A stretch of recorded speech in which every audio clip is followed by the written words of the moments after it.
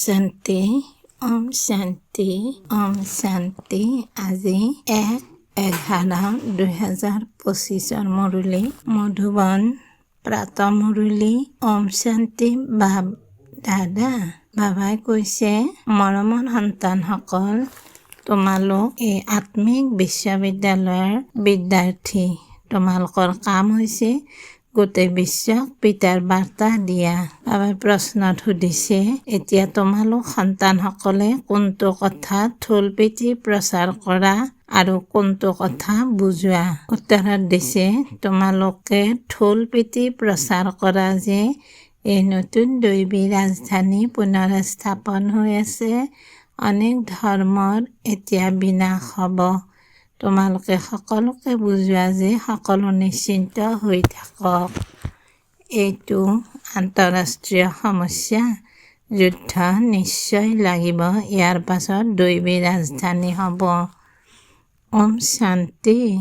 এইখন হৈছে আত্মিক বিশ্ববিদ্যালয়। গোটেই বিশ্বৰ যিমান আত্মা আছে, বিশ্ববিদ্যালয়ত আত্মাসকলেহে পঢ়ে।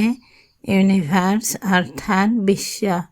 এতিয়া নিয়ম অনুসৰি বিশ্ববিদ্যালয় শব্দটি তোমালোক সন্তানসকলৰ।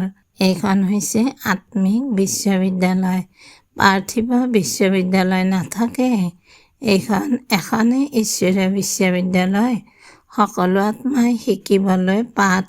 তোমালোকৰ এই বাৰ্তা কিবা নহয় কিবা প্ৰকাৰে সকলোৱে নিশ্চয় পাব লাগে, বাৰ্তা দিব লাগে নহয়। আৰু এই বাৰ্তা একেবাৰে সাধাৰণ। সন্তানসকলে জানে তেওঁ আমাৰ বেহদৰ পিতা, যাক সকলোৱে স্মৰণ কৰে। এনেকৈও কয় যে তেওঁ আমাৰ বেহদৰ প্ৰিয়তম। বিশ্বত যিমান জীৱ আত্মা আছে, প্ৰত্যেকেই সেই প্ৰিয়তমক স্মৰণ নিশ্চয় কৰে। এই কথাবিলাক ভালদৰে ধাৰণ কৰিব লাগে। যি সজীৱ বুদ্ধিৰ হ'ব, তেওঁ ভালদৰে ধাৰণ কৰিব পাৰিব। বিশ্বত যিমান আত্মা আছে, সেই সকলোৰে পিতা এজনেই। বিশ্ববিদ্যালয়তো মনুষ্যহে পঢ়িব নহয়। এতিয়া তোমালোক সন্তানসকলে এয়াও জানা, আমি 84 জন্ম লওঁ, 84 লাখৰতো কথাই নাই। বিশ্বত যিমান আত্মা আছে, এই সময়ত সকলো পতিত। এইখন হয়েই শ্ৰী শ্ৰী সৃষ্টি দুখধাম। ইয়াক সুখধামলৈ লৈ যাওঁতা এজনে পিতা আছে, তেওঁক মুক্তিদাতা বুলিও কয়। তোমালোক গোটেই ইউনিভাৰ্ছ বা বিশ্বৰ মালিক হোৱা নহয়। পিতাই সকলোৰে বাবে কয়, এই বাৰ্তা দি আহা। পিতাক সকলোৱে স্মৰণ কৰে, তেওঁক মাৰ্গদৰ্শক, মুক্তিদাতা, কৰোণাময় বুলিও কয়। অনেক ভাষা নাই জানো? সকলো আত্মাই এজনকে মিনতি কৰে। গতিকে সেই এজনে গোটেই বিশ্বৰ শিক্ষক কোন হ'ল জানো? পিতাটো হয়েই, কিন্তু এইটো কোনেও নাজানে যে তেওঁ আমাৰ সকলো আত্মাৰ শিক্ষকো হয়, গুৰু হয়। সকলোকে মাৰ্গদৰ্শনো কৰে। এই বেহদৰ মাৰ্গদৰ্শকজনক কেৱল তোমালোক সন্তানসকলেহে জানা। তোমালোক ব্ৰাহ্মণসকলৰ বাহিৰে অন্য কোনেও নাজানে। আত্মাকো তোমালোকে জানিছা যে আত্মানো কি বস্তু। জগতততো এগৰাকীও মনুষ্য নাই, বিশেষকৈ ভাৰত সাধাৰণভাৱে বিশ্বত কোনেও নাজানে যে আত্মা কি বস্তু। যদিও কয় প্ৰকৃতিৰ মাজত চিকমিকাই আশ্চৰ্যকৰ তৰা, কিন্তু একোৱে বুজি নাপায়। এতিয়া তোমালোকে জানা, আত্মাটো অবিনাশী। আত্মা কেতিয়াও ডাঙৰ বা সৰু নহয়। যেনেকুৱা তোমালোক আত্মা, পিতাও তেনেকুৱাই বিন্দু। ডাঙৰ সৰু নহয়। তেওঁ আত্মাই কেৱল পৰম আত্মা, সৰ্বোচ্চ। যথাযথ সকলো আত্মাই পৰমধাম নিবাসী। ইয়ালৈ ভূমিকা পালন কৰিবলৈ আহে, পুনৰাই নিজৰ পৰমধামলৈ যাবলৈ যত্ন কৰে। পৰমপিতা পৰমাত্মাক সকলোৱে স্মৰণ কৰে, কিয়নো আত্মাসকলক পৰমপিতাহে মুক্তিত পঠাইছিল, সেয়েহে তেওঁকে স্মৰণ কৰে। আত্মাই তমোপ্ৰধান হৈছে, স্মৰণ কিয় কৰে সেয়াও নাজানে। যেনেকৈ সৰু ল'ৰা ছোৱালীয়ে ক'ব, বাবা বছ, সিহঁতে একো নাজানে, তোমালোকেও বাবা মামা বুলি কোৱা একোৱেই নাজানা। ভাৰতত এক জাতি আছিল, তাক দৈৱী জাতি বুলি কোৱা হয়। আকৌ পাছত তাত আৰু যোগ হ'ল, এতিয়া কিমান অনেক হৈ গ'ল, সেইবাবে ইমান কাজিয়া আদি হয়। য'ত য'ত বেছিকৈ সোমাই গৈছে তেওঁলোকক তাৰ পৰা উলিয়াবলৈ চেষ্টা কৰি থাকে। বহুত কাজিয়া হৈ গৈছে, অন্ধকাৰো বহুত হৈ গৈছে। কিছুতো সীমাও থাকিব লাগে নহয়। ভাৱৰীয়াসকলৰ সীমা থাকে, এয়াও ৰচি থোৱা খেল। ইয়াত যিমান ভাৱৰীয়া আছে তাত কম বেছি হ'ব নোৱাৰে। যেতিয়া সকলো ভাৱৰীয়া মঞ্চত আহি যায় তেতিয়া তেওঁলোক উভতিও যাব লাগে। যিসকল ভাৱৰীয়া থাকি যাব আহি থাকিব। লাগিলে যিমান নিয়ন্ত্ৰণ আদি কৰিবলৈ মগজ খটুৱাই নাথাকক কিয়, কিন্তু কৰিব নোৱাৰে। কোৱা আমি ব্ৰহ্মাকুমাৰীসকলে এনেকুৱা জন্ম নিয়ন্ত্ৰণ কৰি দিওঁ যে কেৱল 9 লাখহে থাকিবগৈ। তেতিয়া গোটেই জনসংখ্যাই কম হৈ যাব। আমি আপোনালোকক সঁচা কথা কওঁ, এতিয়া স্থাপনা কৰি আছে নতুন সৃষ্টি, নতুন বৃক্ষ নিশ্চয় সৰুৱে হ'ব। ইয়াততো এইটো নিয়ন্ত্ৰণ কৰিব নোৱাৰিব, কিয়নো তমপ্ৰধান আৰুহে হৈ গৈ থাকে, বৃদ্ধি হৈ গৈ থাকে। যিসকল ভাৱৰীয়া আহিবলগীয়া আছে ইয়াতে আহি শৰীৰ ধাৰণ কৰিব। এই কথাবিলাক কোনেও বুজি নাপায়। চতুৰ বুদ্ধিৰসকলে বুজি পায়। ৰাজধানীতো সকলো প্ৰকাৰৰে ভূমিকা পালন কৰোঁতা থাকে। সত্যযুগত যি ৰাজধানী আছিল সেয়া পুনৰাই স্থাপনা হৈ আছে, স্থানান্তৰ হৈ যাব। তোমালোক এতিয়া তমপ্ৰধানৰ পৰা শতপ্ৰধান শ্ৰেণীলৈ স্থানান্তৰ হোৱা, পুৰণি সৃষ্টিৰ পৰা নতুন সৃষ্টিলৈ যোৱা। তোমালোকৰ পঢ়া এইখন সৃষ্টিৰ বাবে নহয়। এনেকুৱা বিশ্ববিদ্যালয় আৰু একো হ'ব নোৱাৰে। ঈশ্বৰ পিতাই কয়, মই তোমালোকক অমৰ লোকৰ বাবে পঢ়াওঁ। এই মৃত্যু লোক নাশ হৈ যাব। সত্যযুগত এই লক্ষ্মী নাৰায়ণৰ ৰাজধানী আছিল। এয়া স্থাপন কেনেকৈ হ'ল এইটো কোনেও নাজানে। বাবাই সদায় কয়, য'ত তোমালোকে ভাষণ দিয়া এই লক্ষ্মী নাৰায়ণৰ চিত্ৰ অৱশ্যেই ৰাখিবা। তাত তাৰিখো নিশ্চয় লিখা থাকিব লাগে। তোমালোকে বুজাব পাৰা যে নতুন বিশ্বৰ আৰম্ভণিৰ পৰা 1250 বছৰলৈকে এই বংশাৱলীৰ ৰাজত্ব আছিল। এটা আনটোৰ পিছত আহি থাকে। সেয়েহে যেতিয়া এই দেৱতা বংশাৱলী আছিল তেতিয়া অন্য কোনো নাছিল। এতিয়া পুনৰাই এই ৰাজবংশ প্ৰতিষ্ঠা হৈ আছে।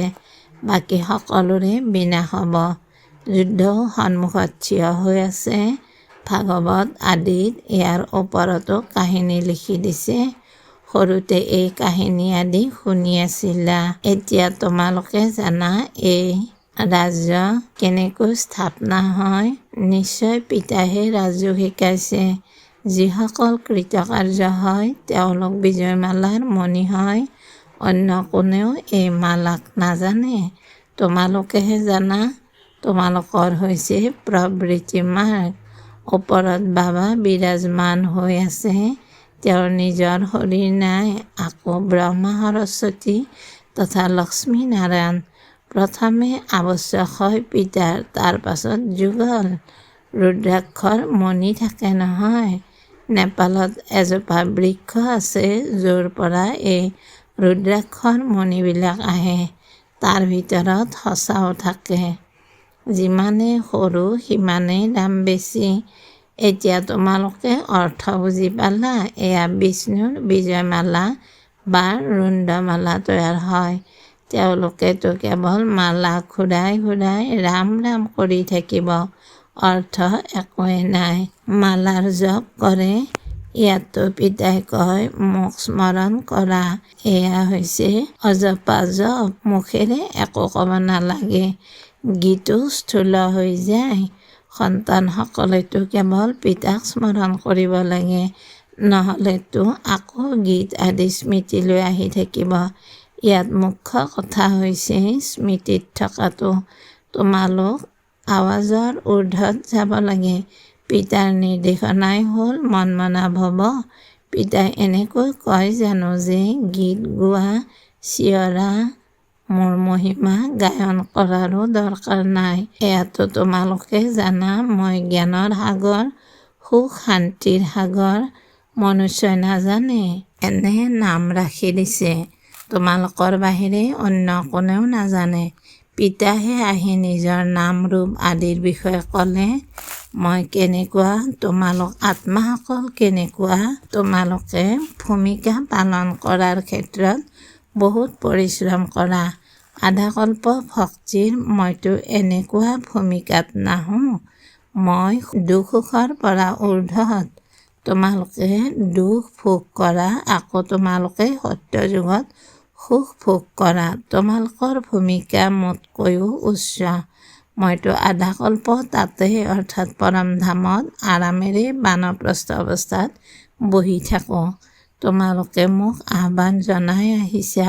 এনেকুৱা নহয় যে মই তাত বহি তোমালোকৰ আহ্বান শুনো। মোৰ ভূমিকাই হৈছে এই সময়ৰ ড্ৰামাৰ ভূমিকাৰ বিষয়ে মই জ্ঞাত। এতিয়া ড্ৰামা সম্পূৰ্ণ হৈছে। মই গৈ পতিতসকলক পাৱন কৰি তোলাৰ ভূমিকা পালন কৰিব লাগে, অন্য কোনো কথা নাই। মনুষ্যই ভাবে পৰমাত্মা সৰ্বশক্তিমান, অন্তৰ্যামী, সকলোৰে অন্তৰত কি কি চলি আছে তেওঁ জানে। পিতাই কয়, এনেকুৱা নহয়। তোমালোক যেতিয়া একেবাৰে তমপ্ৰধান হৈ যোৱা, তেতিয়া সঠিক সময়ত মই আহিবলগীয়া হয়। সাধাৰণ শৰীৰতে আহোঁ। তোমালোক সন্তানসকলক আহি দুখৰ পৰা মুক্ত কৰোঁ। এক ধৰ্ম প্ৰতিষ্ঠা ব্ৰহ্মাৰ দ্বাৰা, অনেক ধৰ্মৰ বিনাশ শংকৰৰ দ্বাৰা। হাহাকাৰৰ পাছত জয় জয়কাৰ হৈ যাব। কিমান হাহাকাৰ হ'ব, দুৰ্যোগত মৰি থাকিব। প্ৰাকৃতিক দুৰ্যোগৰো বহুত সহযোগ থাকে, অন্যথা মনুষ্য বহুত ৰোগী দুখী হৈ যাব। পিতাই কয়, সন্তানসকল যাতে দুখত পৰি নাথাকে, সেয়েহে প্ৰাকৃতিক দুৰ্যোগো এনেকুৱা জোৰেৰে আহে যে সকলোকে নাশ কৰি দিয়ে। বোমাটো একোৱেই নহয়। প্ৰাকৃতিক দুৰ্যোগে বহুত সহায় কৰে। ভূমিকম্পত বহুত নাশ হৈ যায়। পানীৰ এটা দুটা ঢৌ আহিলেই এয়া শেষ। সাগৰো নিশ্চয় ওফন্দি উঠিব, ভূপৃষ্ঠক গ্ৰাস কৰিব। 100 ফুট উচ্চতাৰ পানীৰ জোৱাৰ আহিলে কি কৰি দিব? এয়া হৈছে হাহাকাৰৰ দৃশ্যপট। এনেকুৱা দৃশ্য চাবৰ বাবে সাহস লাগে, যত্নও কৰিব লাগে, নিৰ্ভীকো হ'ব লাগে। তোমালোক সন্তানসকলৰ অহংকাৰ একেবাৰে থাকিব নালাগে। আত্মাভিমানী হোৱা। আত্মাভিমানী হৈ থকাসকল বৰ মধুৰ হয়। পিতাই কয়, মইতো নিৰাকাৰ আৰু বিচিত্ৰ। ইয়ালৈ সেৱা কৰিব আহোঁ। মোৰ মহিমা কিমান কৰে চোৱা। জ্ঞানৰ সাগৰ।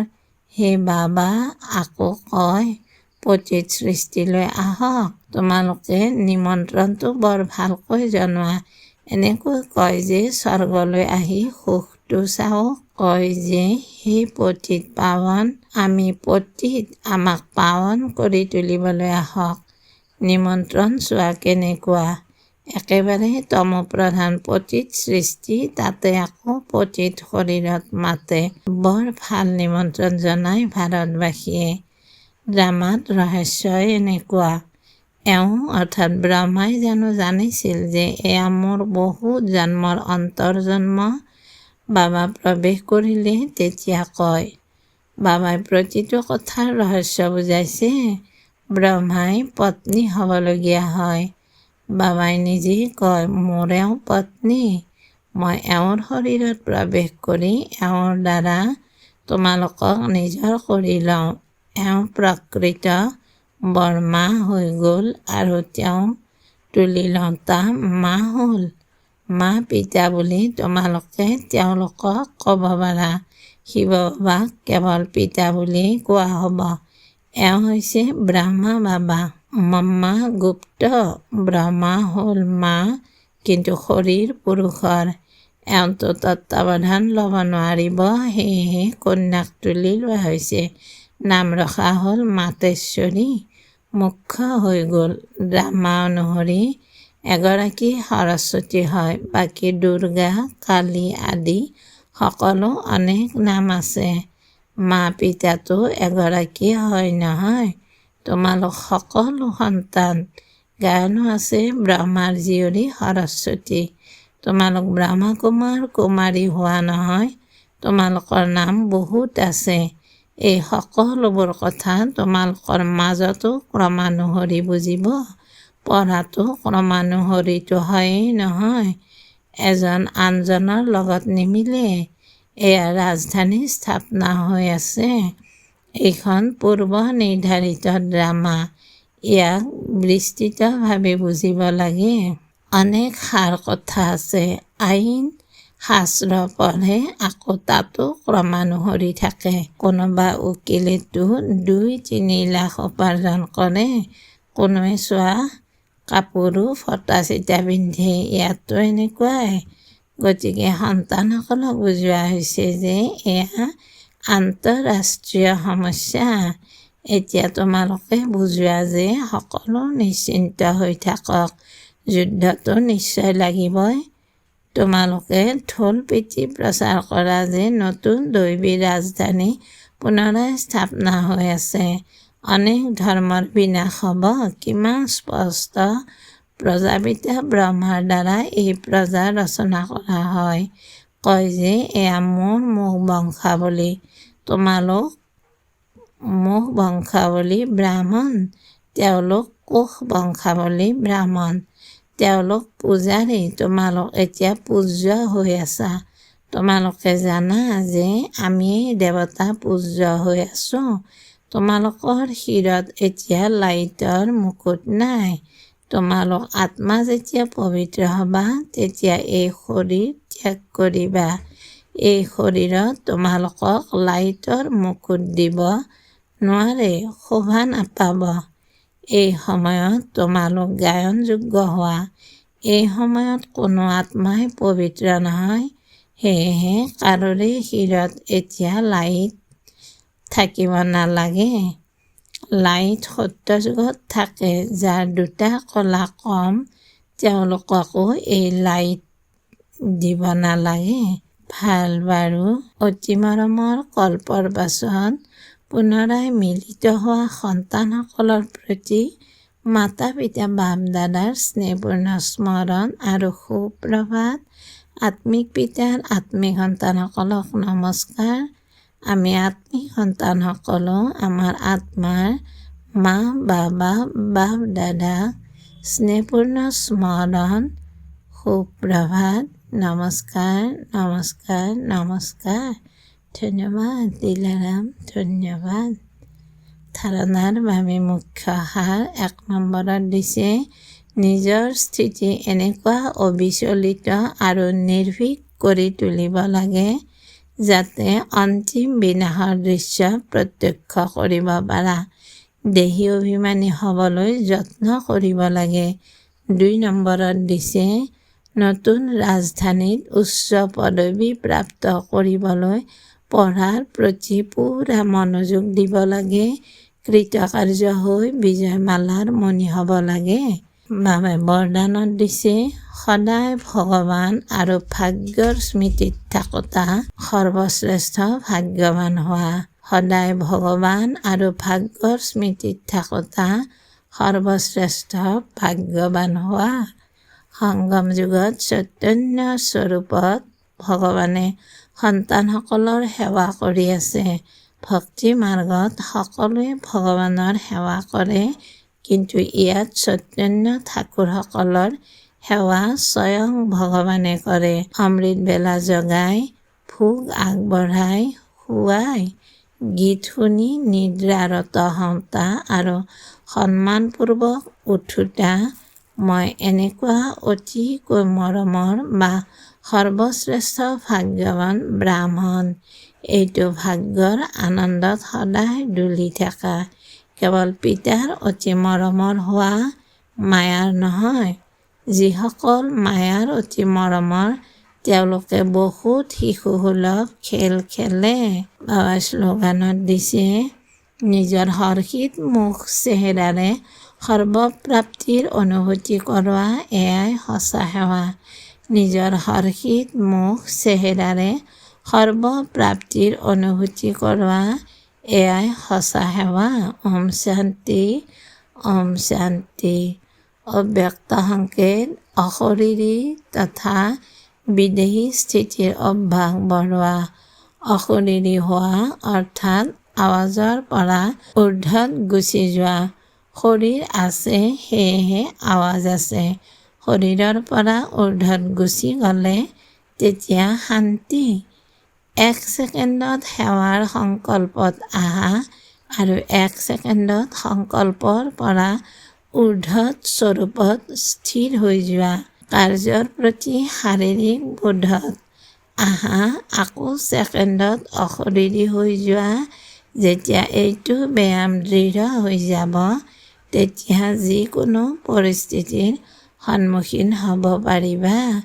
ধন্যবাদ বাবা, ধন্যবাদ। ওম শান্তি, ওম শান্তি, ওম শান্তি।